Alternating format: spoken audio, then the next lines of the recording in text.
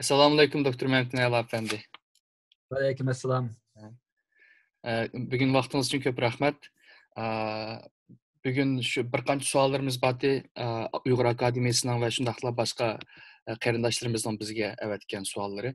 Şuna avvaldan bir tonuşturup ötsem, onu kendi bir sual cevaplarımızı başlap ketsak. Hoş. Doktor Mehmet Nayal Efendi 1971 yılı Atış Dünya kelgan bulup, başlangıç ve otur mekteplerini Atış'ta okup 1989 yılı Qashqar Pedagogika institutidagi Adabiyot fakultetiga o'qish kirgan. 1993 yılı o'qishni bitirib, Xalq nashriyati Uyg'ur adabiyot bo'limiga xizmatga tushgan. 2000 yılı Belgiyaga o'qishga berib, 2010 yılı falsafa fanlari bo'yicha doktorlik unvonini olgan. Mehmet Nayal Efendi Dünya Uyg'ur qurultayining muavin raisi ve Avstraliyaniki Sidney shahridagi faoliyat ilib berayotgan Avstraliya Uyg'ur jamiyatining raisi vazifasini o'tagan. Hazır Doktor Mehmet Nayal Efendi Türkiye'deki paytaxtı Ankara'da köçmenlerle münasebetli bir tədqiqat türü məsul olub işlemekte. Hoşundaq bolsa, əmdi sual-cavab qismimizden başlayımız. Tuncu sormaqçı olan sualımız, əmdi sizce Uyğurlar hazır qaysı xil psixologik məsələlərə duch kelyaptı? Bu psixik məsələlərimizi biz özümüzə tayinib qanday hal qilib ketələyimiz? Bunun yolları sizce nedir? Aldıdan meni tanıştığınızga rahmet. Bir insan qanchalik hayotida jiqishni qilib ketsin, ulug' ish qilib ketsin, vaqt kelgan vaqtida yarim sekund yoki yarim minutda tanishtirib bo'ldi. Ba'zilarini tanishtirishga mayli biz bir yil kuchsakmi, ammo eng oxirida prislab yarim minut qolgan bo'ladi. Shunga bu dunyodagi qilgan ishlarimizning vazni yo o'g'illari haqida eng oxirida bizningki shu jinoyimizning oldiga kelganlarninki shunchaki yarim sekundlik, yarim minutlik, yarım saatlik onu da işip ketmeydi elbette. Çünkü sözü bizim bütün hayatımızı nim kıladı. Xulaslaydı. Hayat bu kadar. Hem de sizden sualınız kelek. Hem de hakiki bir mühim bir sual bu. Çünkü bu psikolojiya cihetteki bu sualların ki ben cevap verip kelgeleri intayin vurgun. Ama bu cevaplarım, ilgiriki cevaplarım bir kısmını davamlaştırmaydigan, yani tekrarlayma. Yani bir kısmı sel o'xshamaydi, çünkü biz yeni bir davrda bo'lapmi, Xitoy virusi davrida yashayotganligimiz uchun bizning uchrayotgan psixik masalalarimiz sel o'xshamay qoldi burunqiga. Ama yana bir davomiylik bor bu yerda. Xo'sh. Endi Xitoy virusi dunyoni tarixda ko'rib boqmagan bir vahima soldi. Bu vahimaning ta'sirini hamimiz his qilyapmiz. Butun dunyoning iqtisodi to'xtadi, ijtimoiy hayot butunlay taladız uydan özümüzden bizning kichkinamış kallamızga sığdaldı. Anadan keyin başka barliq faoliyatlar asasen turg'unlik çöktü. Demek insanlar tunji qitim bütün dünya miqyosi bo'yicha o'zining uyiga o'zi xohlasin xohlamasin bir tutqunlikqa kirdi. Bunun da biz Xitoyninki bunun qanchalik darajada dunyoga bir ziyon solganligini ko'rib olamiz.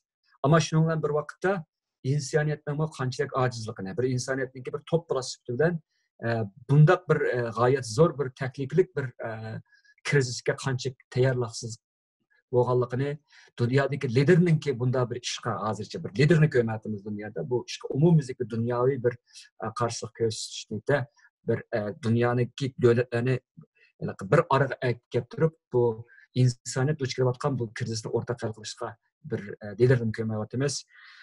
Demak, avval bu shuning uchun ham bu ahvolimiz bu bo'lgan ekan, bu bizdagi ham bu butun dunyodagi xalqlarningki shu Xitoy virusi sababli ko'rilayotgan psixik masalalari bag'ansir eg'irlashadi. Hozir hamda İçinişlikdə həm də bu haqda tədqiqatlar yox. Çünki tədqiqatlar bir şeyləri görüşəş kerak. Görüşəş mümkün olmağından keyin o iqtisadi ziyan, ictimai ziyan, siyasi ziyan, yana bir ziyan turib tursun.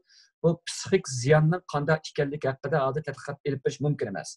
Şuna bu yerdə də bu məsələ hozir nazardan saqit qılıbdı. Yoki amalsız bu məsələlər bir tərəfə qayırıb qoyulubdu. Amma biz məsələn başqa ictimai medialarga qarasak, mesela mening qaraydiganim mesela Twitterga qarasak, ko'p hollarda biz insonlarningki oila uyga bekinib qilishi sababli kelib chiqayotgan turli psixik masalalarni ko'ralamiz. Ya'ni bularning yozganlaridan ularningki boshdan qanday aloqa qilishayotganlariga qarab turib, insonlarning hozir qanday ig'ir kunlarni ko'rayotganligini bilalaymiz. Endi buning ichidagi ko'proqki ishchi siqilish, kelgusidan umidini uzish, undan keyin o'zininki turmushniki normal turmushni olib borolmaslikdan kelib chiqayotgan turlik qalamqanchiliklarni bartaraf qilishda ojiz kelish, depressiya bo'lish qatorliq nurg'un masalalarni keltirib chiqaradi. Bu dunyoviy bir xil bir psixik bir böhran, psixik bir böhranning ichiga kiryapmiz. Hamda Uyg'urlarning ishiga kelsak, Uyg'urlarni bir dunyoning insoniyatning bir parchasi, bir bo'ligi bo'lasi bilan bu umumyuzlik bir psixik böhranninki ta'siriga uchraydi. Bular shu ama bizning o'zimizning psixik böhranlarimiz batdi bundan sirт. Ya'ni mush Xitoyninki 2017'de ya 2010'dan burunroq olib borgan shu qatliamida kelib chiqqan umumyuzlik bir psixik bir böhranni boshdan kechirayotgandik. Hamda uning ustiga o'lmakdan usib tepmakdab bizga endi Xitoy bürosidan kelib chiqayotgan bu böhran ketildi. Xo'sh, unda o vaqtda Uyg'urlarning hozirgi psixik ahvolini qanday qilgan vaqtimizda bir hukumlaştırıp tushungan bo'ladi degan gapga kelamiz. Ya'ni bu sizningki so'ragan savolingizni negizga kelamiz. Uyg'urlarda hozir umid borlik bilan umidsizlikninki eng keskin to'qnashayotgan bir davrga kirdi. Tarixda bunda bo'lib qolmagan. Ümidsizlikning sababi nima degan vaqtida biz Xitoyning qat'iyamidan biz g'oyat zo'r ziyon tortib millat yo'qlashga kelib qolayotgan vaqtimizda ustiga biz bu böhran yani Xitoy virusi sababli kelgan böhran bilan bu ümidsizlikimiz bag'ansir eg'irlab ketdi. Uning ustiga dunyoninki Xitoy bo'lgan qarshiligi yoki Xitoyning ichidagi hozirgi Xitoy virusi sababli Xitoyni vayron qilish yoki bo'lashdak manda bir biz hamkor qilgan bir ishlar damonli bo'lmaydi. Mana yeli kelindi. İkincisi ümit varlık degan nima degan vaqtimizda Xitoy bilan G'arb jumladan Amerika boshchiligidagi az sondagi G'arb davlatlari Xitoy bilan bu qadar keskin bir jangga kirmagan yoki hozircha diplomatiya jangi deymiz, iqtisodiy urushninki davomlashishimiz qatorliqlar. Demak, bu vaqtning o'zida Uyg'urlarda hamda o'zimizning taqdiri, kelgusimiz va bizning ozodligimiz uchun hamda hozirgidek bir fursat kelmagan degan qilib biz g'oyat zo'r bir umidni kutyapmiz. Demak, biz hozir intayin qutblashgan. Bir tarafga qarasa u qadar umidsiz biz yoki bir qismlarimiz yoki o'xshash bir odamning kallasa ikki qutb tang mavjud hozir. Kallamdan bir tarafga qarsam u qadar umidvorman kelgusim haqida, bu tarafga qarsam men so'zlab ba'zilarda umidsiz. Hozirgi ahvoldan kelib chiqqan bu asosiy to'qinish bu kallamizdagi. Hamda bu umidsizlikninki ahvolini bada tushunsak Uyg'urlarda bir xil oxir zamonlik yoki siyosiy qiyomat qarshi bosh ko'taryapti. Ya'ni dunyoning vayron bo'lishi, Uyg'urlarning ma'nosi buning ichida vayron bo'lishi yoki dunyoning vayron bo'lishi ma'nosi bo'lsa, ba'zilarimizning kalasa shundoq bir vahimalik o'ylar kelyaptiki, demak bu dunyoningki siyosiy jihatda vayron bo'lishi eng oxirida Uyg'urlarningki uzib kesil bu dunyoni yer yuzi yo'q qilishdak degandek bir xilliqqa oxir zamonlik dunyoning oxirlashi haqidagi qo'rqinch ham umidsizlik to'lgan bir xil qarashmi bosh ko'taradi yoki kallamizning bir yerlarda asta bixlab bizni aromsizlashtirishga boshlayapti. Endi bu umidning yana bir tarafiga kelsak bir g'alati bir ish bor, yana bir g'alati bir holat bor. Ya'ni biz men bundan bir yil burungi doktor leksiyalarida bir nuqtani o'tirib qo'ygandim. Shu qarliq tutishninki 7 xil jarayoni deydigan. Bu qarliq tutish vaqtimizda insonninki masalan biz o'zimizninki eng yaqin odamimizni yo'qotib qo'yib, uning uchun biz azob chekib qarliq tutsak, masalan Uyg'urlarda qarliq tutish degan bir yil davomlashdi odatda. 7sini qildik deymiz, 40ni qildik deymiz, 20ni qildik deymiz, qatorliqda hamda bir yil deb turli. Mushunda endi psixologlar dunyodagi turli millatlarningki qarliq tutish jarayonidagi ko'riladigan psixik inkaslarni yig'ib ekilib, buni 7 turga bo'lgan. Men bir qisqacha bir deb ketay. Birinchisi shok ulash, ikkinchisi ya'ni shu vaqtda bu faqat bunda bir masalan bir tutqunimizningki qatnash hodisasida vafot bo'lishini biz shok bo'lamiz bundan, endi shunga o'xshash. İkincisi rad qilish. Ya bu mumkin emas, bunda bomba deydi. Biz faqat bu reallikni qabul qilolmaydigan bir inkosimiz. Üçüncüsü g'azablanış. Mushundan bilan nima uchun meni tutqanim keldi? Nima uchun bu qarshi taraf yoki qatnashchisi keltirib chiqargan qarshi taraf bundaq mashina bundaq haydaydi yoki bu yerda bir bexasalik bo'ldi degandek qarshi g'azablanib ketdimiz. Aşıdı. Anadaki amal ba bundan bir boz unutib ketishga urinimiz yoki bunun bir amal ba bu bo'lmagandek qilamiz. Tirkishimiz. Yani bundan bir alqishqa, bu azobdan bir qutulishga tirkish bir bosqichimiz bo'ladi. Bu tirkish bosqichda agar biz bu muvaffaqiyat qozonmasak, oxirida depressiyaga kiramiz endi. Tushkunlikka kiramiz.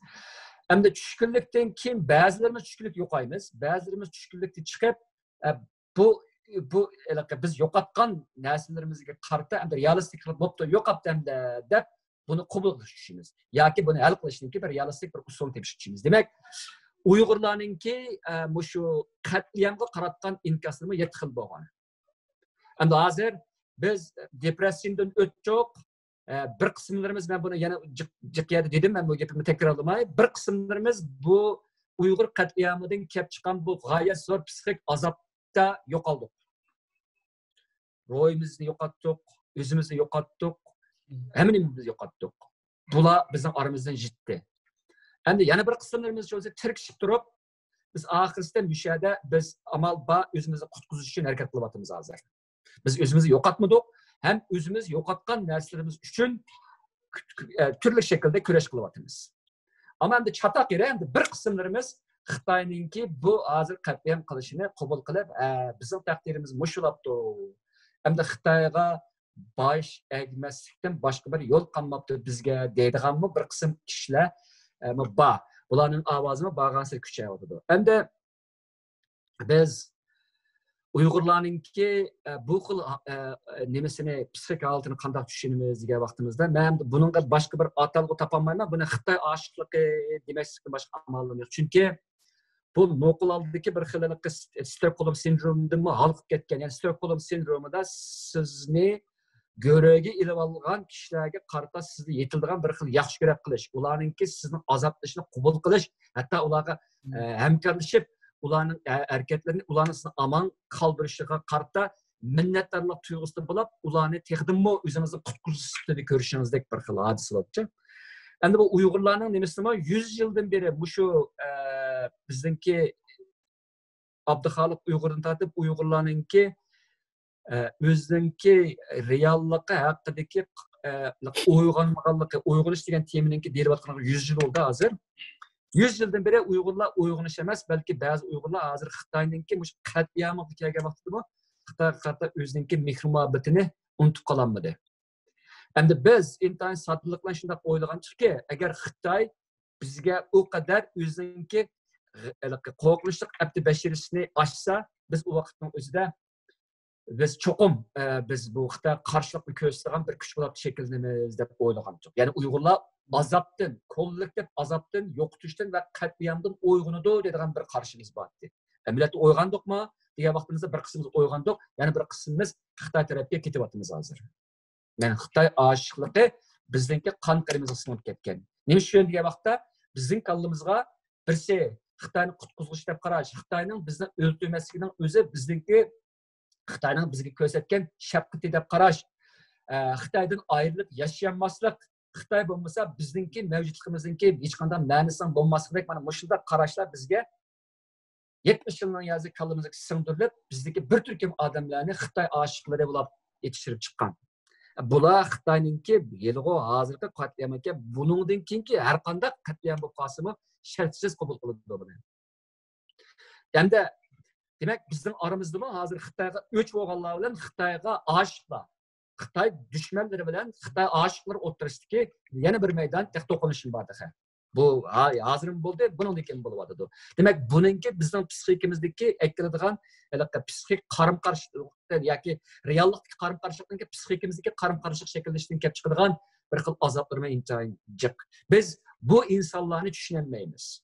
Masalan, o'zining dushmaniga muhabbat bilan qaraya oladigan inson o'zini o'ltik dushman turibsin, o'zining qavmini, jaddi jamoatini o'ltirganligini ularga eng ig'ir shaklda sharmandalarcha ularga dafsanda qilganligi bo'lgan yanmas bu ishni insonning aqli tushunolmaydi buni. Dunyoning nerga pasak buni tushunib bo'lmaydi. Chunki biz o'zimizning insonligini qo'yib qolib turiblar. Hayvonligimizdan olsakmi, bir hayvonning to'piga yana bir hayvonning to'pi hujum qilib, uni yo'qotib etmoqchi bo'lsa, hujum qilingach hayvonning to'pi birlashtirib aniga qarshi turdi. Bu eng aqalli tabiatning qonuniyati. Bizning qilayotganimiz tabiatning qonuniyatidan sirt. Hatta hayvonlar bo'ysundigan shu qonuniyatga biz bo'ysunmayotgan gap. Bunga mening aqlim yetmaydi. Mening emas, hech kim aqli yetmaydi. Demak biz kallamızda, psikimizde o kadar buzulgankenmizki biz. Bunu ben insanın her qanday şekil kategorisine düşünüp bulunmaydı bu işini. Biz bundan bayram kılıngan bir millet biz. Uygun emas, hazır bir kısımlarımızdaki uygan Allah'a uygan ölçmenliki. Yani ulanın neyim için Xitay'a karıştırıştık bundan nesini biz hiç düşünemeyiz. Demek biz bu şekilde işkiye ayrılık kaldığımızda. Aldı bilen ümitsiz bir ayrıldık. İkincisi düşmanımız yani bizge Kırgızlar bo'lgan ölçmenlik bilen muhabbet o'ttirishdiki aşı qarashimdan ki ve meydanımızda o'xshamasdan ikkiga ayrıldık. Demek bunda bo'lgan vaqtda bir kollektivninki ruhi can talışıdı. Bir g'oyasi bir qalanqanchiq var bizning kollektiv ruhimizda. Uyg'urlarning kollektiv ruhi tarixda ko'rilib qolgan darajada qalanqanchiq cho'kaklik hozir. Endi uchinchisi yana bir nuqta bor. Hozir Uyg'urlarninki mening kuzatganimda yeni kimlik krizisi. Yani bu nima degan gap degan vaqtda biz uchun kimlik milliy kimlik bek oddiydi. Yani biz Uyg'ur milliy nuqtadan siyosiy nuqtadan Sharq Turkistonlik deb qarab keldik deydi. Eng oddiylashtirish buni. Men bu yerda Uyg'uriston demda Sharq Turkiston demda deydigan matalash matrab qo'yib qo'yaylik. Ama biz Uyg'urlikninki chak ketgan bir kimlik ekanligini, uning nurg'unlagan uyul kilinmayotgan bir millet sifatida bizga bir to'liq bir kimlikni berolmayotganligini ko'ryapmiz. Bu ikki xil yana bir qutblashgan bir narsaga boradi. Birisi haddidan ziyod islomlashtirish orqali Uyg'urlik kimligini yo'qotish, erki tutishning ichida. Ya'ni ma'lum jihatdagi islom dinidagi yoki islomiy kimlikni targ'ib qilish orqali Uyg'ur kimligini besish, rad qilish va uni inkor qilish. Anında bir tarafdan çoğusu qarmoqqa bu diniy hissiyotdan, diniy bir ideyadan ve qarashdan keladi deymiz. Ama tegidan çoğu degan vaqtda bu yerda agar sap bo'lsa, islom hissiyot sap bo'lsa, bu yerda Xitoymi yo'qotayotgan bir kimlikninki bizning qarindoshlarimizningki islom yo'llarida yo'qotayotganligini ko'ramiz endi bu yerda. A'loning nimasi shu degan vaqtda mush orqali dunyoviy islomiy kimlikka bo'lgan oshiqlikni bildirish orqali bizninki yerlik, yani bizden Allah tarafından verilgen bir milli kimlikimizni yo'qotish, yerismanligi, asabiyligi ve zo'ravonligini ko'ramiz bu yerda. Ular jannatga tushaydi, biz o'zimizning ozodligini tushaymiz. Herkes bir yerga kelmaydi bu yerda. Endi yana bir qutbki ne ketyapmiz? Haddidan ziyoda ushirishgan yerlik millatchilik. Endi biz hozir ushshaq jutlar bo'yicha ta'birlanayotgan kichik yerlik millatchilik orqali o'zimizni bezlashga tushdik. Ma bir tarafdan qarasak, islomiy kimlik orqali biz erib yo'qolib ketamiz. Ma taraf qarasak bo'lsa, kichik bir rayonning yoki bir shaharning yoki bir mahallaninki kimligi orqali o'zimizni kimlashtiradigan bo'ldik. Demak, Uyg'urlik nerede qoldi? Ya ma tarafida yo'q qolmaydi, ya ma tarafida qolmaydi. Demak, Uyg'urlikni biz qamlashtiramadik. Uyg'urlikni bir intayin uyul hozir bizdek kimligi, dini ve barliq muqaddas narsa yo'qotayotgan bir millat mushunda vaqtga o'zining milliy kimligiga eng ehtiyoj bo'layotgan vaqtning o'zida dal mana bu kimlik ikki bo'linib, ikki qutbga ayrilib menyapti hozir. Xo'sh. Bundan nemaga erishimiz? Vayronlik. Bundan boshqa hech narsa yo'q. Bunu bilmem tok, bilib tok. Nimiş to'sanmaymiz? Çünkü biz bilinib ketdik. Qutulishib ketyapmiz.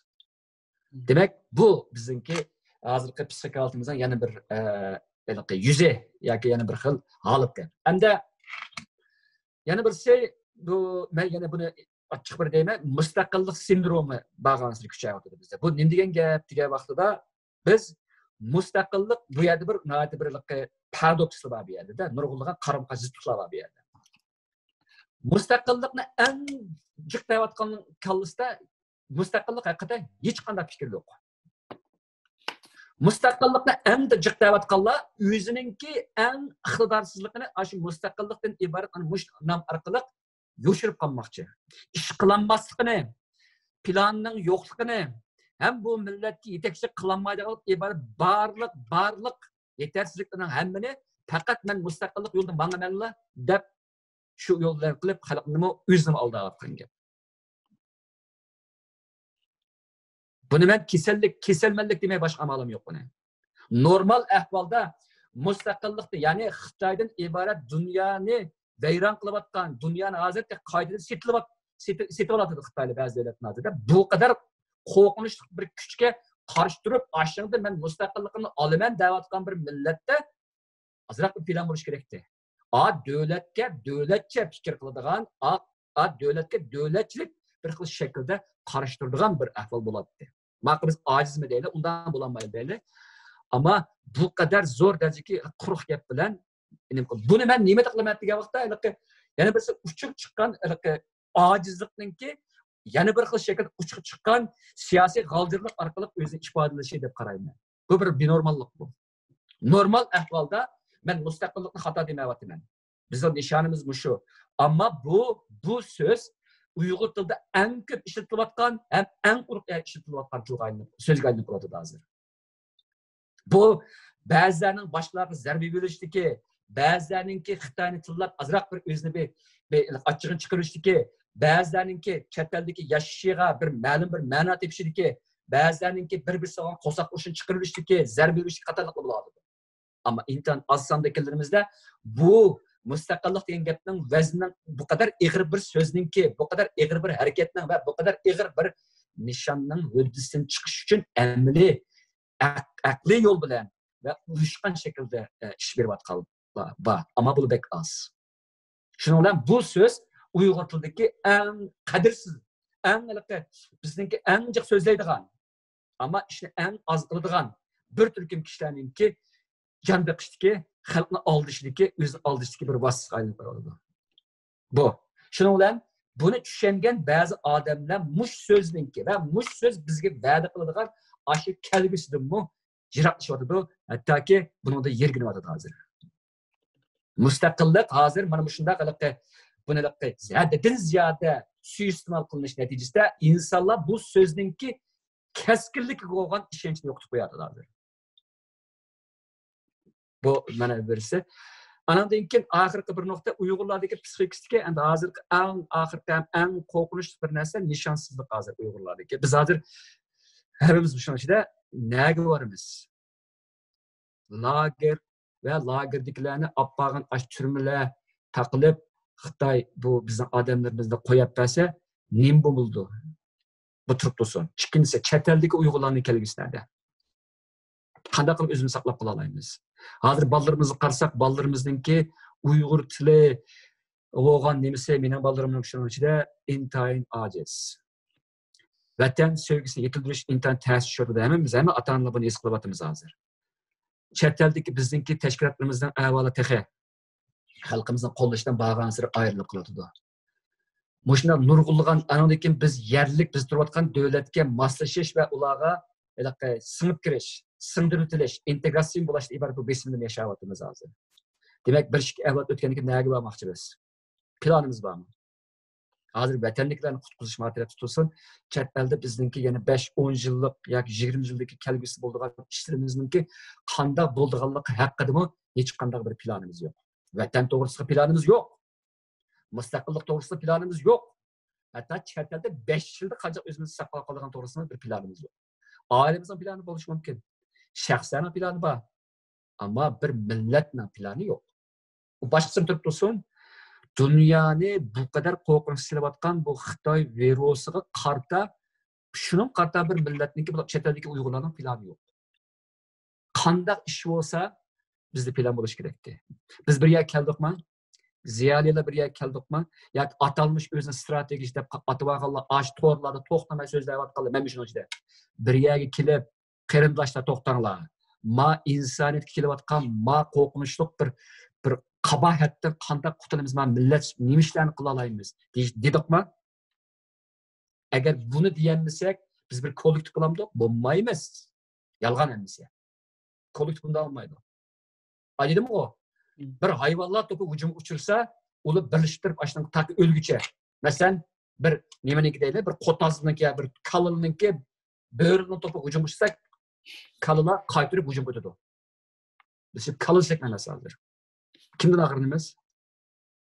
Bizdeki çetelde ziyalelerimizdenki ya ki başka akıldağlarımızdan bir yere kilip bir iş kılışımızda o kadar tosu ötüp bağlandı mı? Kılanmadık derecede o kadar biz aşında düşmanlaşıp gittik mi birbirimizle? Eğer bunçilek bir muşu köz aldığımız turvatkan bizni bu kadar psixik besimi mutlak vatkan bu Xitay virüsü karşı duramızsa Xitay'ın özüge kanda karşı duramiz. Hoş. Ben hem de gepimni jig'ay. Bunun da bir 5-6 xil türler var. Jig'ay. Ama hemmisi qarşı olgan. Uyg'urlarninki kollektiv psixik siyosat en qarşı, en mucmel, en qarşı olgan davrga kirdi. Birincisi ümitsizlik kutuplaştı, to'qinish kuchaydi. İkincisi bizga ahir zamonlik tushunchalar realligimizni qanday bartaraf qilish o'rtasidagi bu to'qinish intayin pallik chiqadi hozir. Ko'pinchamiz umidsiizlikka nimaga to'layapmiz. Yana bir qismimiz umidga haddan ziyod umidga to'layapmiz. Ammo hech ikkisini benormallik. Haddan ziyod umidorlab ketish benormallik, haddan ziyod umidsizlik ketish benormallik.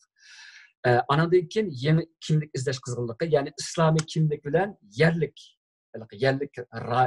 rayonlik kimlikninki to'qinish sababidan Uyg'ur kimligininki bag'asiri vaznninki bag'asiri ojizlab qolishi. Anandan keyin mustaqillik sindromi to'g'risida ozroq to'xtaldim. Eng oxirida nishonsizlik. Mana shu bizningki hozir Uyg'urlar duch kelayotgan kollektiv psixik holatlar. Endi savolingizga oxir qisqacha bir javob berib bersam, qanday qutulamiz? Rasmsam buni bilmayman qanday qutulishimizni. Chunki bunda deyishimning sababi abay men bu Uyg'urlarning uyg'onish masalasini misol qilib dedim bu. 100 yil burun biz qanday o'ygan bo'lgan bo'lsak, hali ham shunda o'yganmoqlik. Gerçi 100 yil ichida bizdan u qadar jiq doktorlar chiqqan bo'lsin, u qadar jiq maktabda o'qib o'tgan bo'lsin, mayli diniy sohadan bo'lsin, mayli boshqa sohadan bo'lsin, biz u qadar taraqqiy qilgan bo'lsin, lekin tükki bir naslda biz yanalloh 100 yılda burunqidan farqlanmaymiz. Qaysi narsa bu? Ya'ni bu sharoitimizda realistik usulda ko'rmaslik. Dushmanimiz olgan qarshimizdagi mujmalligi, maydonimizning tuturuqsizligi. Buni kerak yana to'xtalaman. Anandan keyin o'zimizni bir kuchlantirish, bilim jihatdan, iqtisodiy jihatdan, ijtimoiy jihatdan kuchlantirish saviyamizningki, iqtidorimizningki intan tuvanligi. Qatorliqlarda.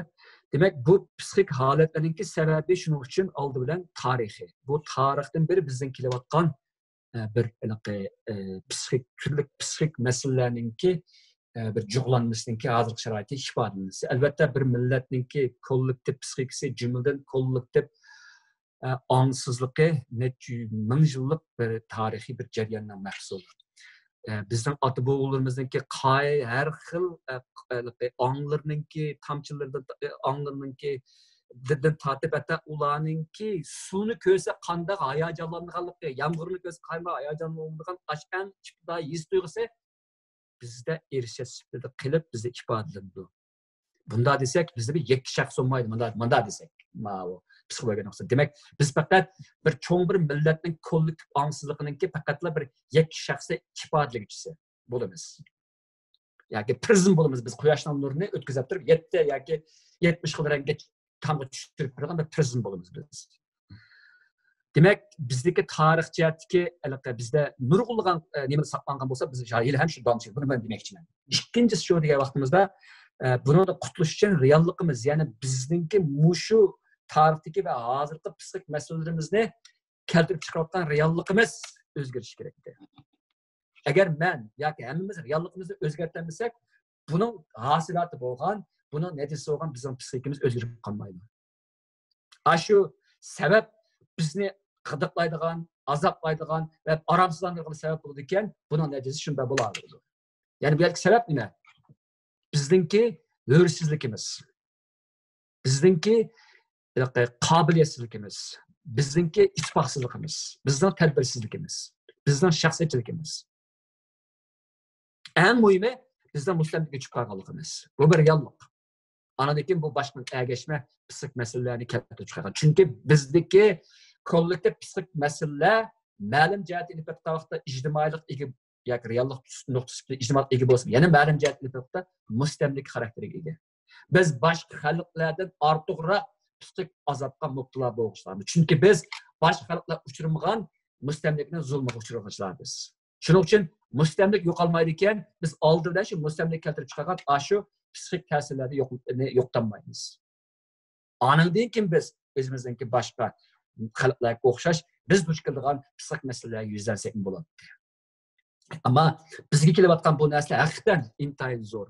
Abayman degandek, shaxs nuqtasidan bo'lsin, oila nuqtasidan bo'lsin, bir jamoat nuqtasidan bo'lsin va butkul chet eldagi Uyg'urlar nuqtasidan bo'lsin va butkul dunyodagi mayli Sharq Turkistondagi va Sharq Turkistondagi Uyg'urlar bo'lsin, bizning uchrayotgan psixik nimalarimizni, hislarimizni so'zlab tugatib bo'lmaydi.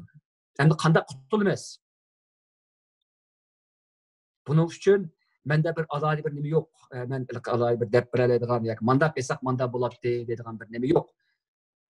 Ama bunun için biz hazırki ahvalimizden sel nima demek çoğunun bir kollektif özara mehr muhabbetke, özara kollashga ve özara yetekleşke muhtaç olan bir kollektiflik cemaatçilikni şekillendiriş bizdeki bu psik meselelerini yeni kıltıştık en büyük bir yoldu. Ama bunu kılamadık. Bunun da bizge yetekçi diyenlerinin kim o sebep mesuliyeti var. Cemiyet a'zolarının mesuliyeti ve hem şahsının mesuliyeti var. Demek ki biz bizim kimlikimiz berip takıldı. Demek biz kollektif takip astıga kırgınçılıkka uçrayotgan bir milletlikten kelip çıkıdığan ortak takdirdaşlık tuygusuga kollektif ega bolanmayotganligimiz uchun bir-birimizdan bir psixik jihatda uyul barliq kelamayapmiz. Manda deydi. Biz vatandan ayrılıp çıkıp chet elda yashayotgan Uyg'urlar, muhaciratlik Uyg'urlar desek, bizdeki bağlanış devletle ara bağlanış emas. Bizdeki bağlanış fiziklik bağlanışdan halqıgan bir xil bir tilda sözleşidigan, bir kulturni o'zida praktik qiladigan, bir dinga ishonadigan va o'rtaq bir psixik kelishim zo'r bo'lgan bir millatninki, to'pininki bir ahvoli bu. Buning ichida bir tilda so'zlaymiz, bir dinga e'tiqod qilamiz, bir yer yashamaymiz albatta. Ama bizga eng qiyin bo'layotgani bir psixik ega bo'lolmayapmiz. Ya'ni bir psixik holatga, bir psixik bir sharoit kelib chiqayotgan bir psixik bir o'rtaqlikqa, bir nishonga yuzlangan bir o'rtaqlikqa ega bo'lolmayapmiz. Ya'ni biz birlashmasak halok bo'ladigan bir millatlik nuqtasidan turib, mushu psixik bir turk orqali bir-birimizga yordam beradigan, bir yerga kelib bir to'pliqni shakllantiradigan bir xalq bo'lolmadik. Ham bo'lolmayapmiz. Eğer bu bo'lmaydi ekan, bizniki bu psixik meselelerimiz tügemaydi. En akısı hemimiz çeçilip yüzümüzün psixik meseleleri bilen, siyasi mesele, iqtisadi meselelerimizden bo'ladigan ağısımızda tügeydigan ağlı uçup kalımız. Ben bu şunca sözdeyim. Bu sualga qarta. Rahmet. Baya yani müstemlik doğrusu bir azıcık sözlep kaldık. Bir kerinçimiz soraptı. Sizce tarihte müstemlik'e uçurap kutulgan Yahudi, Hindi, Bosniyalik, Kosovalık ve O'rta Asiyalik qarindoshlarimiz bilan biz Uyg'urlarning farqi nima? Biz nima uchun mustamlikni qutulolmadik, nima uchun bu holga tushib qoldik deb savol so'rabdi. Bunga qanday javob bermaysiz? Endi bu qarindoshimiz sanagan masalan Yahudi, Hindi, Bosniyalik, Kosovalık ve O'rta Asiyalik qarindoshlarimiz bilan Uyg'urlarni selektirsak 3 nuqtadan o'xshamaymiz. Birisi biz ularga o'xshamaymiz. İkincisi bizning dushmanimiz o'xshamaydi. Üçüncüsü bizning sharoitimiz o'xshamaydi yoki vaqtimiz o'xshamaydi. Birincisi biz o'xshamaymiz. Bu millatning hech qaysi o'xshamaydigan bir yerimiz. Biz shu 70 yillik muhaciratlik hayotimizda bir nishon uchun bir strategiya tuzib, bir liderlikning ostiga kelib, o'rtaq bir janimizda tasadduq qilish orqali o'zimizningki nishonimizga yetish uchun harakat qilib bir millat emas biz. 70 yılının yazıya toğra. Biz yetekçiler çıktı. Mesela bunun içindeki ben hürmetle tilga aldığım bir yetekçimiz Rabia Kadir Hanım mesela. Yani başkalar var. Ama hazır çoğu diye vakti bunda bir nesi yok. Bir liderlik nasıl kilemetimiz hazır. Çünkü Rabia Kadir Hanım çekindirilgendeki bundan nesi bulmadı. Tekdim mi ağıksız çekinip hazır. Tekdim mi sersan sergerdarlık veyrancık düşüvatımız hazır. Bir strateji yok. Hiç kalsınlar. Dedim ki ben en köp, en ezan ve en şermende çıkartman sözler müstakillik hazır. Ama bunun nispeten hiç kalsında bir strateji yok hazır. Ya kolektif tüzme dok, ya şahsinliğimde oturup koyan vaatimiz. Can pidalık yok. Mesela ben bu ciddiyentim ben. Bu kadar kırgınçık buluvatkan bir milletin ki bayları degen vesli setip durup bana kılıser deydi. Birsin çıkmadan da çıkmadı. Neymiş ki? Baylarımızın ki köp kısmının ki mal mülki Xitayla ya Xitaylan soğudus var. Eğer bu yerde üzül kesil Xitaydan ağırmış nemesi olmasa bu baylarımızın ki kallısı, boynu Xitay'nın ki zincirde bağlangan buludu. Bula erkin hareket kılanmaydı. Demek baylarımız puldan koksa, ziyadelerimiz özünün ki ilimde kılıvatkan işlerinden ki nem kılışını halımsa, adetlik adamın işlerinin ayrılamasa, öğüdün vazgeçemese, nem kılsa bu milletini kim, kandak nem kılamız biz? Ma milletlerin hemisi bir bedel tüleş boğan. Kosovalıknınki, Bosniyalıknınki, Timurlu'nun deyimiz, müstakillik ağılının hemisi de mende atkan 5 nesi var. Bir liderlik, bir strateji, bir nişan, can pidalık ve umumizlik bir nem kılış var. Seferberlik kılış var. Bu 5 nesi bizde bulmağa. Yelhemi bulmağa. Burun bulmuşluğa meyletti. Bu kadar ihtiyaç kırgınçık pişirip ölümünki aldı turvatqa vaxtımız bu nesli bulmağa. Yani muşkıl şekilde muş neslini nem kılanmayı veyran bulamdık, ben bunu bilmeyim. Hakikaten korkunç geldiğiniz oylasam. Ben oylasam hazır burun azraq ümit vardım. Hazır korkayım, parvas lazım ben hazır. Nişini oylasam. Çünkü düşman okşamaydı. Bularning hech qaysi dünyadaki en qabih millat olan Xitoyni qo'lga tushib qolganmiz. Hattoki Yahudlarni yer yuzidan yo'q tutishga iroda qilgan Germanlardanmi yana Xitoyni men o kadar rasvo ko'rma, qo'rqinch ko'rma. Chunki agar biz bu millatninki Xitoyninki cho'nqur yerlardan tushunsak, buningki masalan bu yerda hayotda, bu yerda yaxshilik va yomonlik degan butkul insoniyatning axloqiy qimmatlarininki yadroliq kategoriyasi. Ammo Xitoyda yilimikir bularning yadroliq nimasi. Ya'ni yaqinda mening izlanganlarimda masalan 100 yillik nazariyasi deymiz. Hayot qilish uchun Xitoyni vosita tanlamaydi.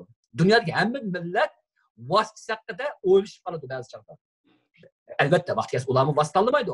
Ammo bularni kontrol qilib turgan dini bo'ladi, axloqiy qarashlari bo'ladi, kultural qimmatlari bo'ladi. Bütün dünyadaki milletinin. Ama Xitoyni to'sab qolgan hech narsa yo'q. Xitoyni orqasiga to'rimizni tutib turadigan hech nima yo'q. Ne din yo'q, ne axloq yo'q, ne kultural qimmat yo'q. Ular hayot qilish uchun, ular boshqalarning hammasini vayron qilish hisobiga o'zining hayot qilishini kafolatlash uchun vosita tanlamaydi. Bundan o'ta qo'rqinchli millat bo'lmaydi dunyoda. Biz mana shunday bir qo'rqinchli millatni qo'lga tushgan bir intayin baxtsiz bir millat biz.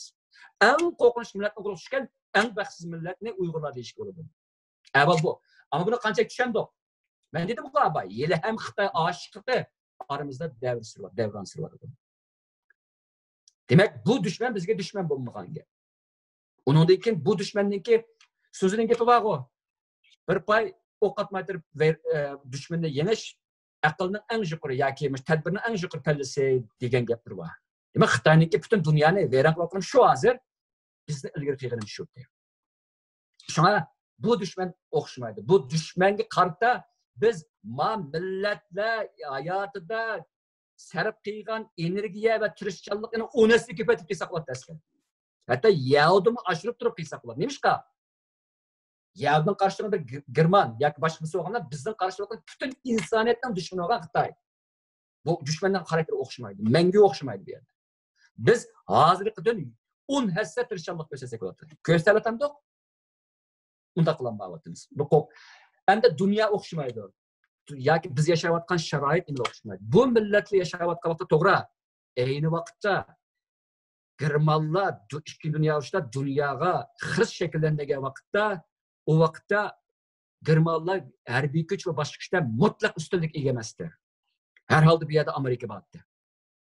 Ham Amerika en oxirisi ikkinchi dunyo urushida qatnashishga majburlab, boshqa ittifoqdoshlar bilan dunyoga ta'dil shakllangan Germanlarni vayron qildi.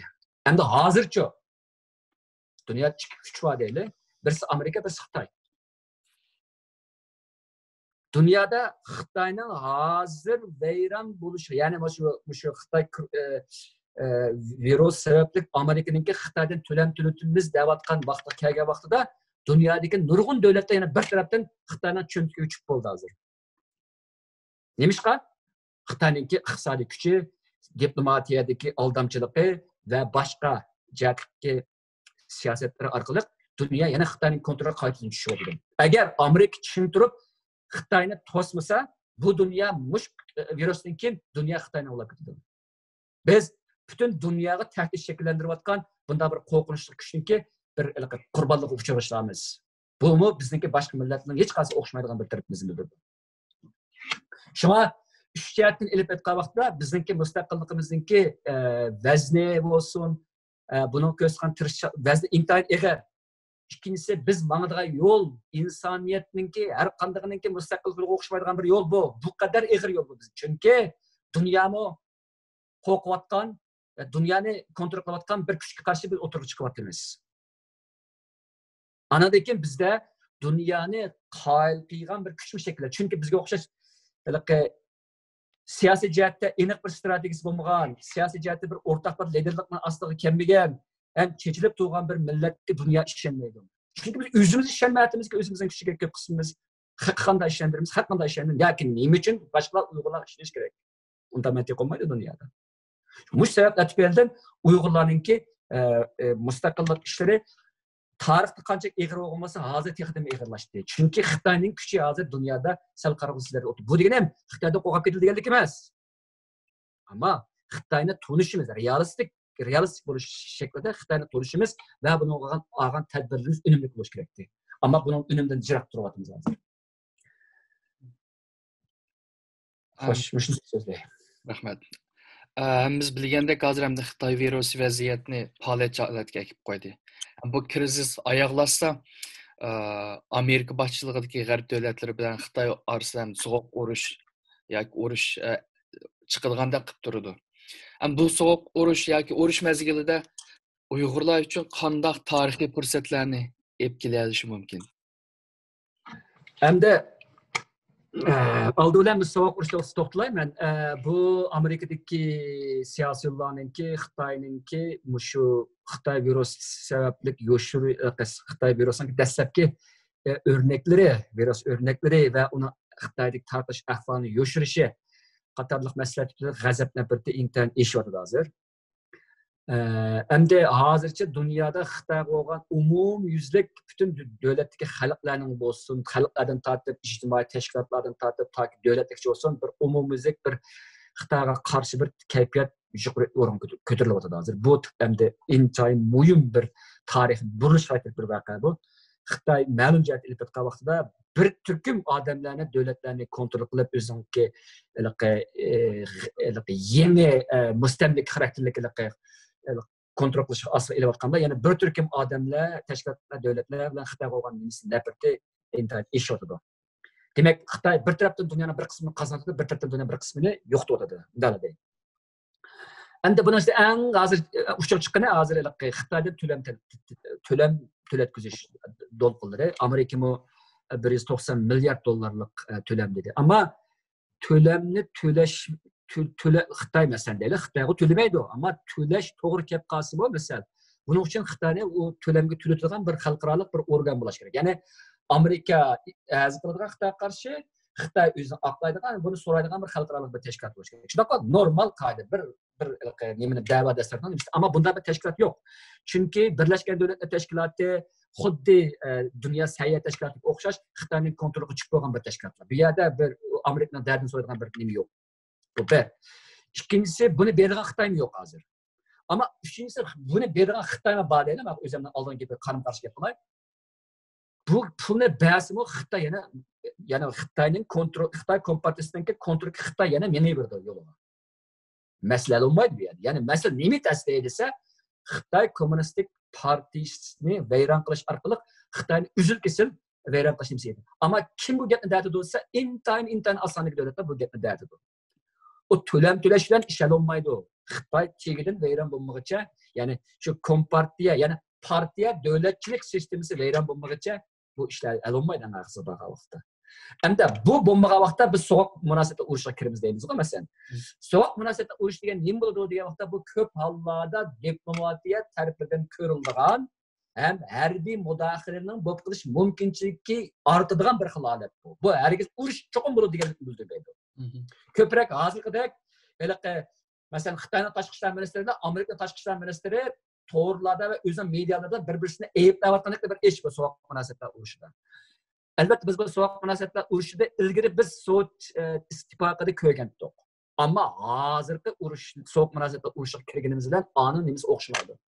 Dunyo Xitoyni ayblaydigan bir ideologik narsa deb bo'lanmadi deb hozirgacha. Ayni vaqtda Sovet ittifoqida nima degan vaqtda kommunizm bilan kapitalizm o'rtasida hayot mamot to'qinish deb oddiylashtirib, kommunizmni qancha qo'rqinchli tashviqot deyilgan. Shundaqmi? Shuning uchun G'arbda Sovet ittifoqininki kommunizmlik qarniyatiga bo'lgan tonish u qadar tashviqotlar orqali u qadar tez yetildirilgan. G'arb bu chaqda g'oyat zo'r bir ustunlik edi. Demokratiyani insoniyat jamiyatiga eng yuqori bir qimmat ekanligi dunyoni ishontiradigan. Endi hozir Xitoyni Amerika o'rtasida urushga keladi. Buningda nima urushyapti hozir? Qaysi xil qimmat qarashlar urushyapti? Amerika biz demokratiya anda qildik, manda qildik deganda, bu demokratiyaning hozir Xitoy hozir intan sharmandash nindiyalardi degan vaqtda sen vayron bo'lib cho'kib hozir bu kasalni kontrol qilishda. Sen xiyolingda demokratiya ulug' bir tuzum deganda, avvalo mushu seningki, bizning tuzumimiz seningdan ustun deb dunyodagi bir qism odamlar buni ishontirishadi. Demak, bu yerda bir ikki xil ideologiyalik qarim-qarshilik o'tirib chiqayotgan bir narsa bo'lmay qilyapti. Ham bo'layotgan narsa nima degan vaqtda bu yerda bir iqtisodiy manfaatli shakllanayotgan. To'lam to'latgan shunisi bir qismi. Ammo bu iqtisodiy to'qinishning ustiga tugallangan bu to'qinishni intayin mujmal bir narsaga bor. Nima degan vaqtda dunyoni kontrol qilayotgan shu sarmoyachilarningki Xitoyning vayron bo'lishini xohlaydigan raqdi yo'q. Nimishqa Xitoy vayron bo'lsa, ularning bozor vayron bo'ldi, ularning bozor vayron bo'lsa, ularningki yanchiq vayron bo'ldi. Shuning uchun Xitoyni ular saqlab qoladi. Chunki Xitoy, masalan, Sovet ittifoqi Xitoyni selishtirildi. Ayni vaqtda Sovet ittifoqi vayron bo'lgan vaqtda dunyoning iqtisodiga cho'ng ta'sir ko'rsatmagan. Chunki Sovet ittifoqining ayni vaqtda hatto hozirmi Rossiyaningki u dunyo iqtisodiga oladigan persenti nayt az. Ammo Xitoyning undaq emas. Xitoyningki dunyo iqtisodiga oladigan ulushi, ta'siri g'oyat zo'r. Bu bir. Ikkinchisi Xitoyningki iqtisodiy yo'llar orqali kirib ketgan, har qaysi g'arbga kirib ketgan to'shiklari g'oyat zo'r. Hatto hozir da'vatida masalan dunyoda Xitoyga eng qarshi turayotgan 5 ko'z Amerika, Kanada, Angliya, Avstraliya, Yangi Zelandiya. Hozir Germaniya emas, Fransiya unutib ketgan buni. 5 ko'z Anglo-Sakson davlatlari Xitoyga birdan-bir qarshi turayotgan davlatlar bu. Bularning ichidagi bir qo'lda ketish oldi turibdi. Kim o? Yangi Zelandiya.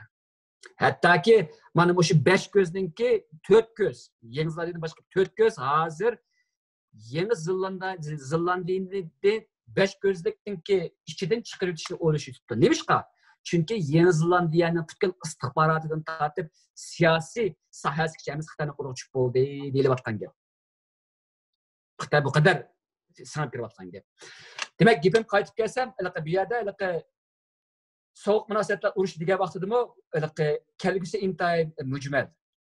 Anasiga yana bir bizga ta'tir kelayotgan, bizga emas, Amerika xalqi va dunyoga ta'tir kelayotgan bir narsa. Ya'ni nima degan vaqtda hozir Trump hukumatı Amerikadagi demokratlar va Xitoyparastlar qatorliqlarningki ashaddiy hujum uchratdi.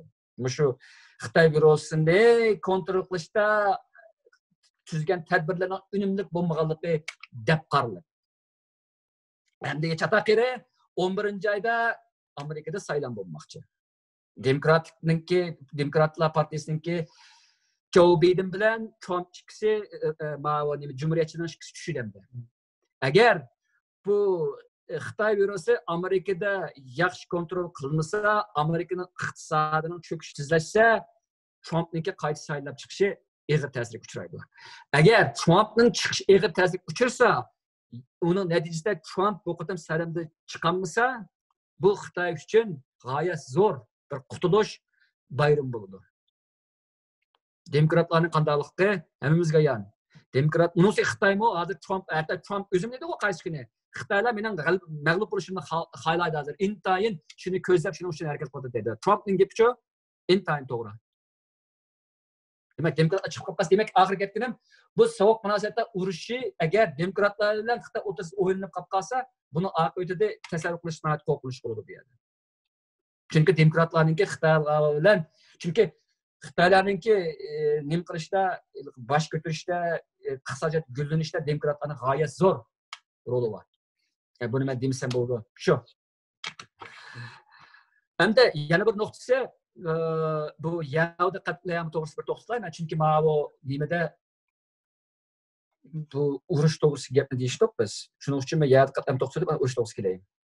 Yahudi katliamı xuddi Uyg'ur katliamıga o'xshash diplomatiya bilan hal bo'lgan katliam emas, ham hal olmaydi. Nima uchun degan vaqtida Yahudi katliamini devletler biletdi. Angliya biletdi, Amerika biletdi, başqa biletdi. Gerçi natsistlar o kadar yoshliqlar olib qolgan bo'lsin. Lekin presibi chishirib, girmanlik to'xtat, Yahudilarni o'ltama degan. Xuddi bizga chishirib bir davlatningki boshliqqa qo'pab bizga yordam bermayotgandek o'xshash bir ish. Yahudi katliamini to'xtatgan nima degan vaqtda Hitlerninki butun dunyoni yutib olish g'arzida o'ngsizlik uchrab harbiy strategiyada xatolik sodir qilib, eng oxirida Amerika, Sovet ittifoqi va boshqa kuchlar tarafidan vayron bo'lganlik bo'ldi. Demak, endi kelsak, Uyg'urlarning qatliamining oxirgi diplomatiyaga bog'liq bo'lmaydi. Amerikaning bir ishki qonunni loyilab qo'yganlik bilan bo'lmaydi. Eng oxirida Xitoyninki yoki so'q munosabatda urush bo'lsin, yoki haqiqiy urush bo'lsin, shuningda mag'lub bo'lishi, pochinsi ichishda vayron bo'lishdan nima qiladi? Bir taraf bo'ldi. Bu nima? Ama Xitoy bilan Amerika boshliq ittifoqdoshlarninki so'q munosabatdagi urushga kirishi Xitoylar uchun bekmi qo'rqinchli ish emas. Xitoyning tayyorligi bor buningga. Xitoyning qo'rqatini faqat u haqiqiy urushga kirib qilish.